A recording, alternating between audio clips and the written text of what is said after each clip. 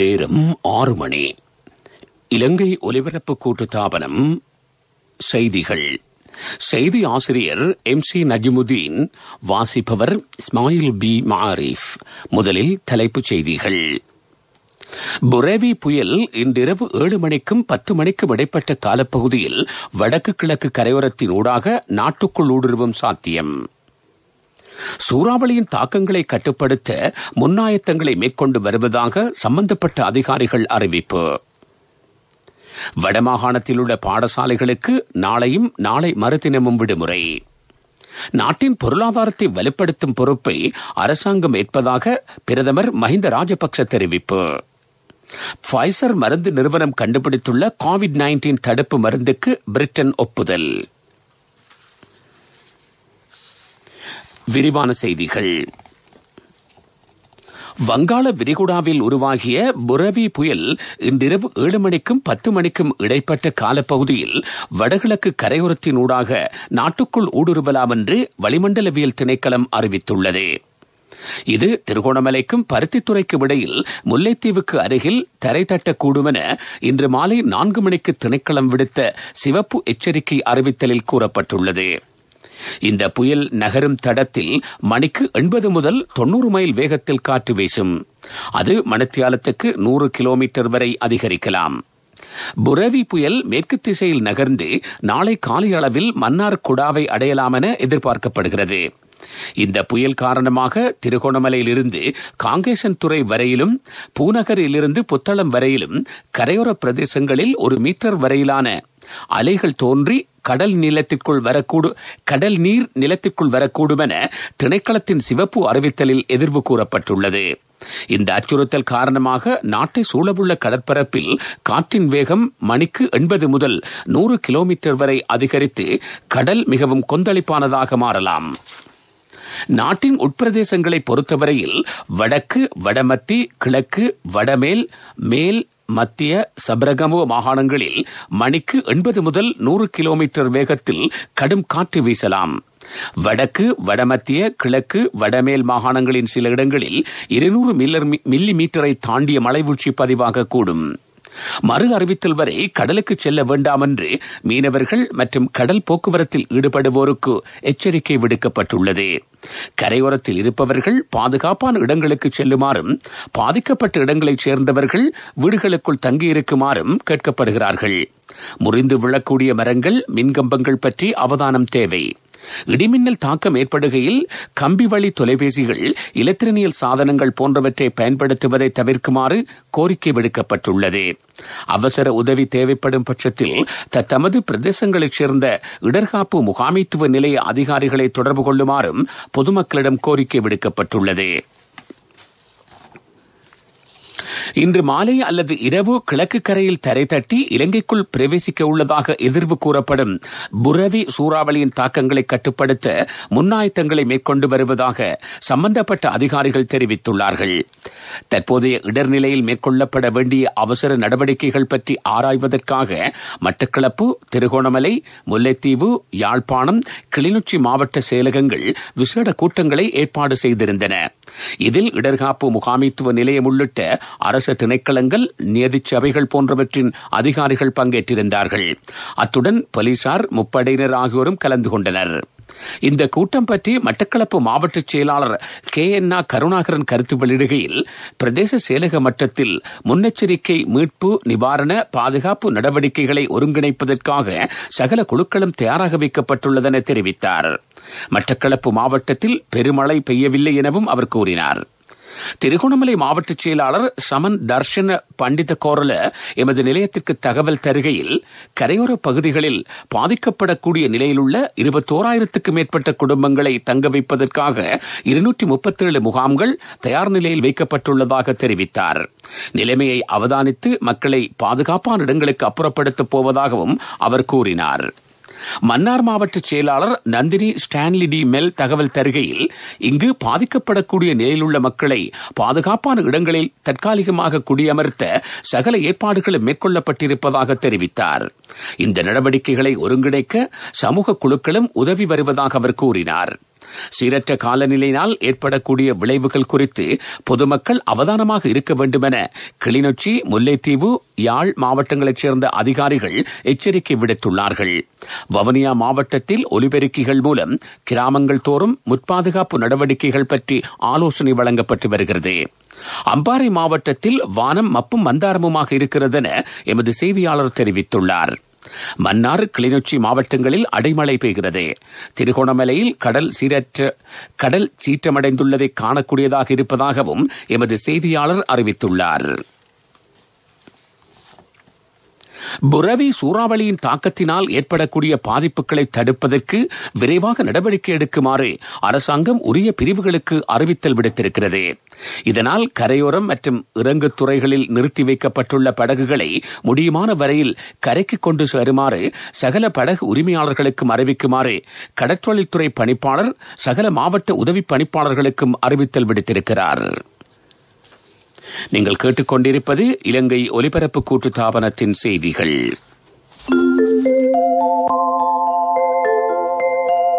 தேசத்தின் முடிவுற்ற பயணத்திற்கு வலு சேர்க்கும் அவளுக்கான பாதுகாப்பு ஸ்ரீலங்கா இன்சூரன்ஸ் மோட்டார் பிளஸ், பெண்களுக்கு மட்டும்.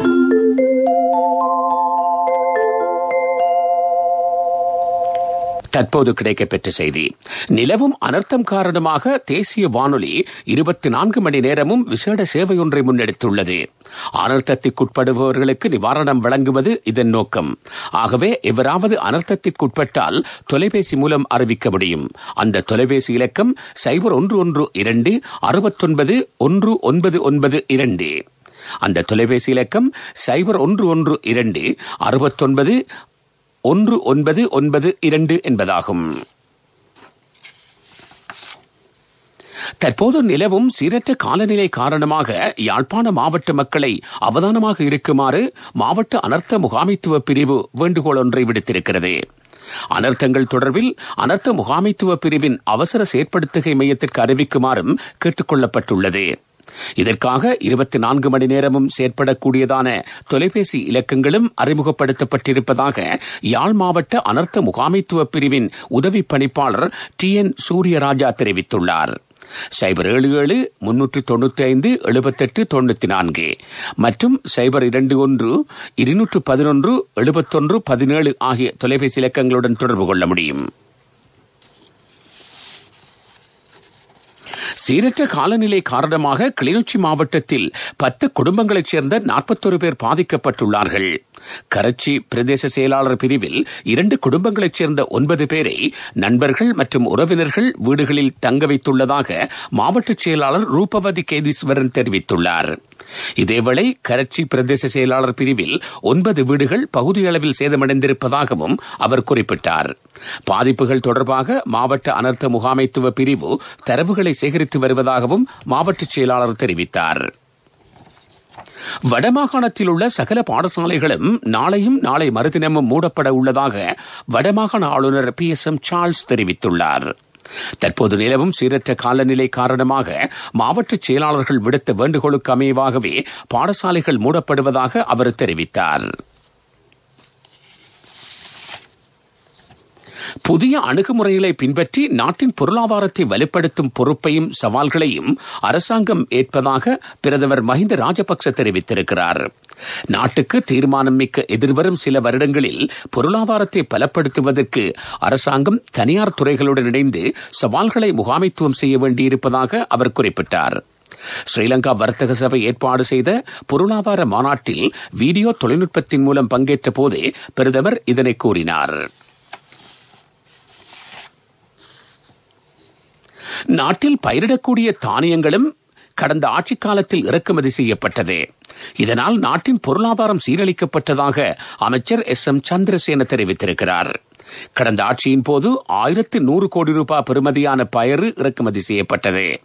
அப்போது நாட்டின் பொருளாதாரத்தை சீரழித்த தரப்பினர் தற்போது மக்களை ஏமாற்றுவதற்கு முயற்சிப்பதாக அவர் குறிப்பிட்டார்.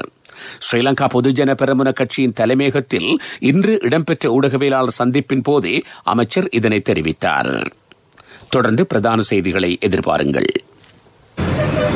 காலை வேளையிலேயே என்னுடைய முன்னேற்றத்துக்காக நான் வாகனம் செலுத்தல, முழு தேசத்தையும் முன்னோக்கி இட்டு செல்ற ஒரு பயணம் இது. பெண்களுக்காக பிரத்யேக மோட்டார் வாகன காப்புறுதி ஸ்ரீலங்கா இன்சூரன்ஸ் மோட்டார் பிளஸ். பெண்களுக்கு மட்டும். விபத்தின் போது கால் அண்ட் மூவ் வசதி, 24 மணித்தியாலமும் அனைத்து நிவாரண சேவை. ஒரு இடத்தில் இடம்பெறும் விபத்தின் போது தங்கப்பட செலவினத்தை செலுத்துதல். தொழில் புரியும் 3 மணித்தியாலங்களுக்குள் 75,000 ரூபாய் வரை இழப்பு. தேசத்தின் முடிவுற்ற பயணத்திற்கு வலு சேர்க்கும் அவளுக்கான பாதுகாப்பு. Sri Lanka insurance motor plus. பெண்களுக்கு மட்டும்.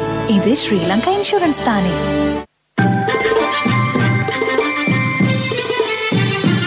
பிரதான செய்தி வழங்குவோர் ஒவ்வொரு வீட்டிலும் இருக்க வேண்டிய வீட்டு வைத்தியர் சித்தாலேப.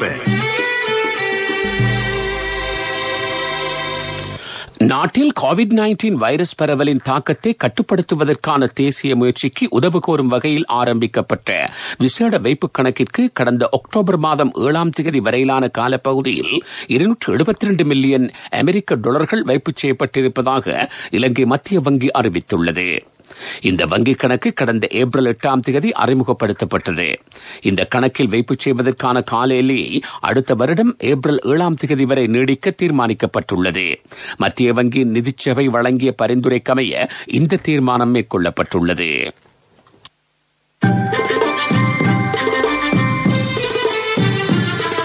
பிரதான செய்தி வழங்கியோர் ஒவ்வொரு வீட்டிலும் இருக்க வேண்டிய வீட்டு வைத்தியர் சித்தாலேப.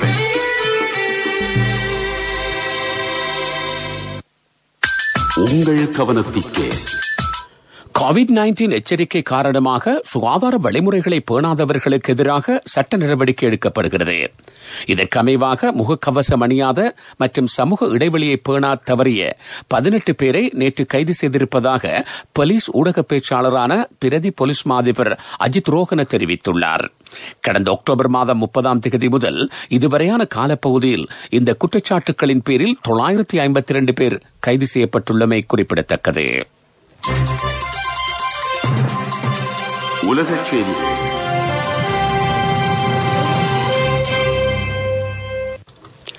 ஜெர்மனியில் இடம்பெற்ற வாகன விபத்தில் சிக்கி 5 உயிரிழந்துள்ளார்கள்.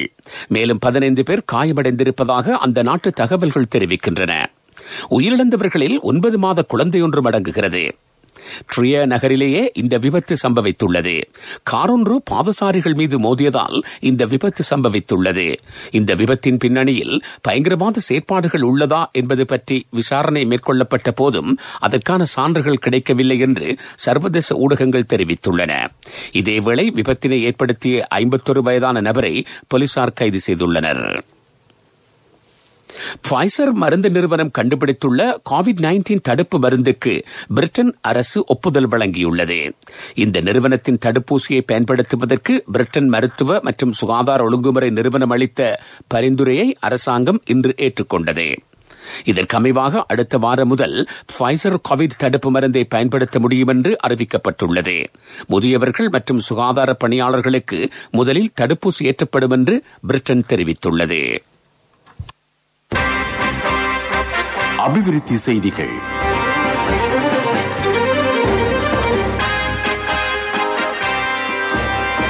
இரண்டாம் நிலை கல்வி முறையை மாற்றியமைக்கும் இலங்கை அரசாங்கத்தின் முயற்சிக்கு உதவும் வகையில் ஆசிய அபிவிருத்தி வங்கி 400 மில்லியன் அமெரிக்க டாலர்கள் கடனை அனுமதித்துள்ளது. துரிதமாக மாற்றமடைந்து வரும் உலக பொருளாதாரத்தில் போட்டிமிக்க திறன் விருத்திமிக்க தொழிலாளர்களை உருவாக்கும் நோக்கில் இரண்டாம் நிலை கல்வியை மாற்றியமைப்பது குறித்து அரசாங்கம் கவனம் செலுத்தியுள்ளது. குறிப்பாக 2025ஆம் ஆண்டு வரையான அரசாங்கத்தின் பொது கல்வித்துறை அபிவிருத்தி திட்டத்திற்கென இந்த நிதி பயன்படுத்தப்பட உள்ளது. இதன் மூலம் 9,53,000 மாணவர்கள் பயனடைய உள்ளனர். 24 மணித்தியாலத்துல யாராலையும் ஒரு வீட்டை கட்ட முடியாது. ஆனா 24 மணித்தியாலத்துல வீட்டு கடன் ஒண்ணு வழங்க NSBயால மட்டும்தான் முடியும். இன்னைக்கே NSBக்கு போங்க. வினைத்திறனான சேவையுடன் தேர்ந்தெடுக்கப்பட்ட கிளைகளின் ஊடாக 24 மணித்தியாலத்தில் கடன் தொகையினை பெற்றுக் கொள்ளுங்கள். NSB கேதொர உங்கள் சொந்த இல்லத்தின் கனவை நனவாக்கிடும். வர்த்தக செய்தி அனுசரணை. தேசிய சேமிப்பு வங்கி உங்கள் பணத்திற்கு பாதுகாப்பான இடம். அடையாளம் காணப்பட்ட துறைகளில் இருதரப்பு வர்த்தக உறவுகளை மேலும் பலப்படுத்துவதற்கான நடவடிக்கைகளை மணிலாவுக்கான இலங்கை தூதரகம் பிலிப்பைன்ஸ் அரசாங்கத்துடன் இணைந்து முன்னெடுத்து வருகிறது. இதனை வெளிவிவகார அமைச்சு அறிவித்துள்ளது. இதற்கான வாய்ப்புகள் குறித்து தூதரகம் தொடர்ந்து ஆராய்ந்து வருகிறது. இதற்கமைய மென்பொருள் சேவை நிறுவனங்களுக்கான இலங்கை சங்கத்திற்கும் பிலிப்பைன்ஸ் நாட்டின் தகவல் தொழில்நுட்ப மற்றும் வர்த்தக நடவடிக்கை சங்கத்திற்கும் இடையிலான ஆய்வுக் கூட்டத்தை தூதரகம் அண்மையில் ஒழுங்கு செய்திருந்தமை குறிப்பிடத்தக்கது. வர்த்தக செய்தி அனுசரணை. தேசிய சேமிப்பு வங்கி உங்கள் பணத்திற்கு பாதுகாப்பான இடம். 24 மணித்தியாலத்துல யாராலையும் ஒரு வீட்டை கட்ட முடியாது. ஆனா 24 மணித்தியாலத்துல வீட்டு கடன் ஒண்ணு வழங்க NSBயால மட்டும்தான் முடியும். இன்னைக்கே NSBக்கு போங்க. வினைத்திறனான சேவையுடன் தேர்ந்தெடுக்கப்பட்ட கிளைகளின் ஊடாக 24 மணித்தியாலத்தில் கடன் தொகையினை பெற்றுக் கொள்ளுங்கள். NSB கேதொர உங்கள் சொந்த இல்லத்தின் கனவை நனவாக்கிடும். விளையாட்டுச் செய்திகள். LPL 2020 கிரிக்கெட் போட்டித் தொடரின் உத்தியோகபூர்வ ஒலிபரப்பாளர் இலங்கை ஒலிபரப்பு கூட்டுத்தாபனம். சுற்றுலா இந்திய அணிக்கும் ஆஸ்திரேலிய அணிக்கும் இடையிலான 3வது ஒருநாள் கிரிக்கெட் போட்டியில் இந்திய அணி 13 ஓட்டங்களால் வெற்றி பெற்றுள்ளது. 303 ஓட்டங்கள் என்ற வெற்றி இலக்கை நோக்கி துடுப்படுத்தாடிய ஆஸ்திரேலிய அணி இறுதி ஓவரில் சகல விக்கெட்டுகளையும் இழந்து 289 ஓட்டங்களை மாத்திரமே எடுத்திருந்தது. விளையாட்டுச் செய்தி கேட்டீர்கள். பொருளாதார செய்திகள் அனுசரணை. அண்ணா 31க்கு நீங்க மகளுக்கு தங்கம் வாங்குவீங்கன்னு நான் எதிர்பார்க்க இல்ல. எந்த தங்கத்துக்கு தங்கம் கொடுக்க முடிஞ்சது எந்த LOLC கிரெடிட் கார்டு இருந்ததால. LOLC ஃபைனான்ஸ் கடன் அட்டை உங்களை மேலும் உயர்த்திட. இலங்கை பெருந்தோட்ட செய்கையாளர் சங்கத்தில் அங்கம் வகிக்கும் 21 கம்பெனிகளுக்கு சொந்தமான தோட்டங்களில் சிறுவர் அபிவிருத்தி நிலையங்கள் அமைக்கப்பட உள்ளன. இவற்றுடன் சிறுவர் அபிவிருத்தி நிலையங்களின் மொத்த எண்ணிக்கை 258 அதிகரிக்கும் என்று சங்கத்தின் தலைவர் பாத்திய புலுமுல்ல தெரிவித்தார். இந்த நிலையங்களை ஸ்தாபிக்கும் பொறுப்பு பெருந்தோட்ட மனிதவள அபிவிருத்தி நிலையத்திடம் ஒப்படைக்கப்பட இருப்பதாகவும் அவர் கூறினார். என் கணவன் எனக்கு தந்த மோதிரம் தான் என் வாழ்க்கை. LOLCக்கும் உங்களோட தங்கம் உயிரை போன்றது. உங்களோட தங்கம் எங்கள்கிட்ட இருக்கிற வரைக்கும் உங்களுக்கு ஆயுள் காப்புறுதி தருவது நாங்க மட்டும்தான். நேரத்துக்கு தவணை செலுத்த முடியாம போனா உங்களோட தங்கத்தை உங்களுக்கு திருப்பி தருவதுதான் எங்கட நோக்கம். உங்களோட தவணையை நேரத்துக்கு செலுத்த முடியாம போனா அதுக்கு தீர்வும் நாங்க தருவோம். நான் எதிர்பார்த்த தொகையை விட அதிகம் கிடைச்சதும் இல்லாம வேலையும் சுலபமா முடிஞ்சு எனக்கு மதிப்புமிக்க பரிசும் கிடைச்சது. LOLCயிடம் இருந்த பெரும் சேவை தங்கத்துக்கு நிகரானது. LOLC ஃபைனான்ஸ் ரன்சவிரண்ய சேவை. தங்கம். காலநிலை அறிக்கை.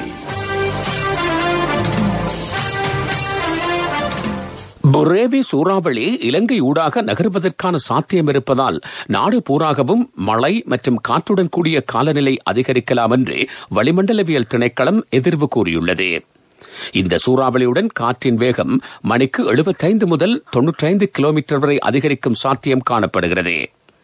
இது படிப்படியாக மேற்கு திசை ஊடாக மன்னார் குடா பகுதியை நோக்கி நகரலாம். கிழக்கு, வடக்கு, வடமத்திய, வடமேல், மத்திய மற்றும் சபரகமுவ மாகாணங்களில் அடிக்கடி மழை அல்லது இடியுடன் கூடிய மழை பெய்யக்கூடும். சில இடங்களில் இரவு வேளைகளில் மழை அல்லது இடியுடன் கூடிய மழை பெய்யலாம். மேலும் சில பிரதேசங்களில் 100 மில்லிமீட்டருக்கு மேற்பட்ட மழை வீழ்ச்சி எதிர்பார்க்கப்படுகிறது. காலநிலை அறிக்கை கேட்டீர்கள். இனி மீண்டும் தலைப்புச் செய்திகள். புரேவி புயல் இன்றிரவு 7 மணிக்கும் 10 மணிக்கும் இடைப்பட்ட காலப்பகுதியில் வடகிழக்கு கரையோரத்தினூடாக நாட்டுக்குள் ஊடுருவும் சாத்தியம். சூறாவளியின் தாக்கங்களை கட்டுப்படுத்த முன்னாயத்தங்களை மேற்கொண்டு வருவதாக சம்பந்தப்பட்ட அதிகாரிகள் அறிவிப்பு. வடமாகாணத்தில் உள்ள பாடசாலைகளுக்கு நாளையும் நாளை மறுதினமும் விடுமுறை. நாட்டின் பொருளாதாரத்தை வலுப்படுத்தும் பொறுப்பை அரசாங்கம் ஏற்றுக்கொள்வதாக பிரதமர் மஹிந்த ராஜபக்ச தெரிவித்திருக்கிறார். ஃபைசர் மருந்து நிறுவனம் கண்டுபிடித்துள்ள COVID-19 தடுப்பு மருந்துக்கு பிரிட்டன் ஒப்புதல். இத்துடன் செய்திகள் முடிவடைந்தன.